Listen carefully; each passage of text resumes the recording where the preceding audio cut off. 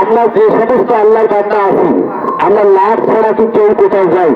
কৃষি কাজ করি, তারপর তো লাভের আশাই করি।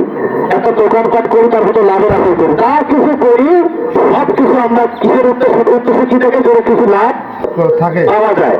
তাহলে এই যে কোরবানি আমরা করবো, কোরবানি দেওয়ার লাভ কি আমাদের জানার দরকার আছে না? তাহলে কোরবানি দেওয়ার লাভ কি সেই ব্যাপারে হাদিসে এসেছে, যেমন আমাদের মনের মধ্যে যেমন জানা দরকার, ঠিক সাহাবা আজমাইনরাও জানার জন্য রাসূলকে জিজ্ঞেস করতেছে। জোরে বলুন, কাকে জিজ্ঞেস করতেছে? রাসূলুল্লাহ সাল্লাল্লাহু আলাইহি সাল্লামকে জিজ্ঞেস করতেছে। সাহাবীগুলো কি জিজ্ঞাসা করলেন? হাদিসের ভিতরে এসেছে, ক্বালা আসহাবু রাসূলিল্লাহ সাল্লাল্লাহু আলাইহি ওয়াসাল্লাম ইয়া রাসূলুল্লাহ মা হাযিহিল আদহিয়া। নবীজি, আপনি যে বললেন এই যে ঈদুল আজহার দিন, ঈদের কথা বর্ণনা করলেন আমাদের সামনে, এত কিছু আলোচনা করলেন, আমি কথাগুলো সংক্ষিপ্ত করে দিই সময় না থাকার কারণে। সাহাবীরা ডাইরেক্টলি জিজ্ঞেস করতেছে, ইয়া রাসূলুল্লাহ ইয়া হাবিবাল্লাহ আদহি বলতে এই ঈদুল আজহার কথা লিখেছেন।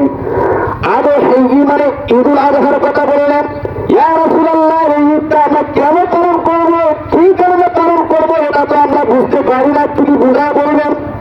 তখন রাসূলুল্লাহ সাল্লাল্লাহু আলাইহি সাল্লাম জবাব দিয়ে সাহাবীদেরকে বললেন, ক্বালা সুন্নাতু আবিকুম ইব্রাহিম আলাইহিস সালাম। সুবহানাল্লাহ বলবেন না? নাম কার আসলো? ইব্রাহিম আলাইহিস সালাম। নবী করিম সাল্লাল্লাহু আলাইহি ওয়াসাল্লাম সাহাবীদেরকে বলতেছে, এই সাহাবীরা শোনো, আমরা কেন পালন করবো? এরা হলো তোমাদের পিতা ইব্রাহিম আলাইহিস সালামের সুন্নাহ।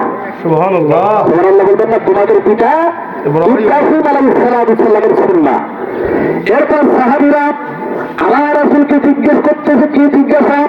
ক্বালু ফামা লানা ফিহা ইয়া রাসূলুল্লাহ।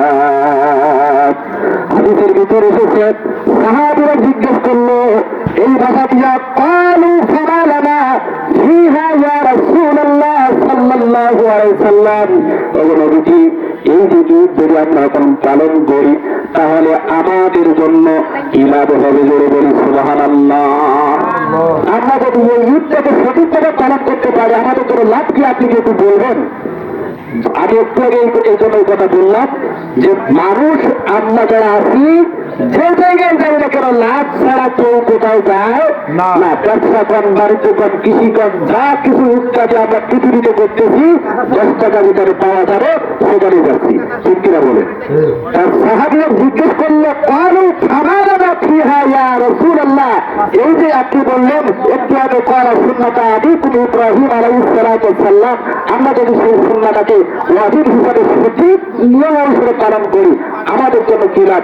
আপনি একটু বক্তব্য দিয়ে শোনান। তখন রাসূলুল্লাহ সাহাবা আজমাইনদের সাথে কথা বলতেছেন। কি বলতেছেন? ক্বালা বিকুল্লি শাহরাতিন হাসানাহ।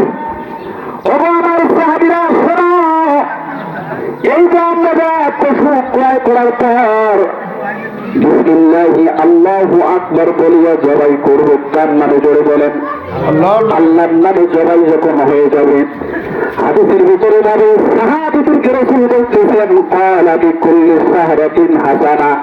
হাসানা শব্দের অর্থ হলো উপহার পাওয়া, আল্লাহর কাছ থেকে কিছু পাওয়া। পাওয়া কেমন বুঝাইছেন?